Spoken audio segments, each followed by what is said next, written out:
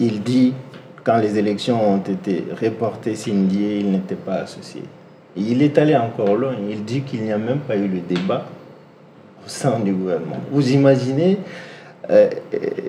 la gravité quand un tel sujet, quand une telle chose se produise au sein du gouvernement et que ça n'a même pas fait l'objet d'un débat au sein de ce gouvernement, vous imaginez la gravité que cela fait.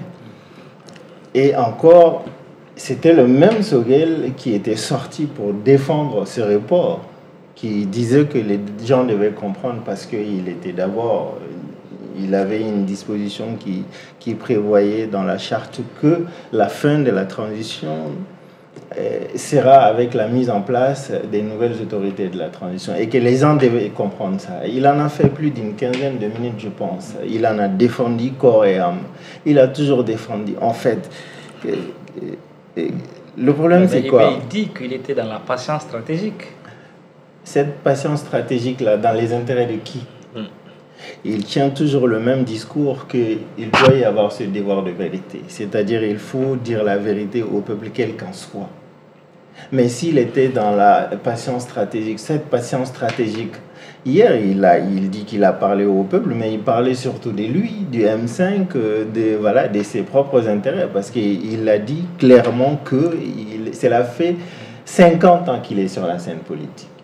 Il se mener ce combat avec autant d'ardeur parce qu'il est un habitué, qu'il était seulement dans la patience stratégique. Moi, mon problème dans cette histoire, c'est que dans tout ça, là, dans tout cette passe-passe d'armes entre l'aile politique, parce que quoi que l'on puisse dire, nous, on attend beaucoup plus de lui que des militaires.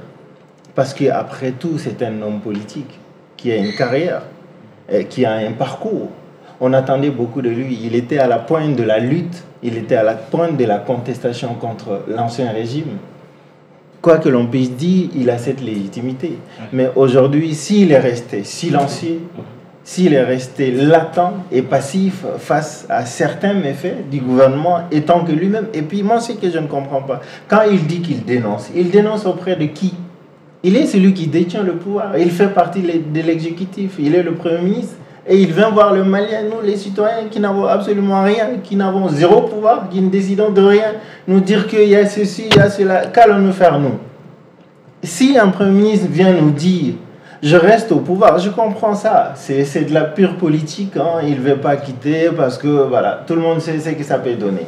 Et voilà, ça je peux comprendre, d'ailleurs je l'admets, c'est le monde politique, c'est comme ça. Oui. Mais quand il vient nous dire, nous les citoyens maliens qui n'avons aucune arme, qui ne détenons aucune réalité du pouvoir, que j'ai dénoncé tel ou tel, j'ai dénoncé, il est allé jusqu'à dire que j'ai même dénoncé certaines personnes qui sont aujourd'hui proches de la transition alors qu'il financerait le terrorisme. Vous imaginez ce que ça fait le chaos que cela fait, les mots ont l'essence.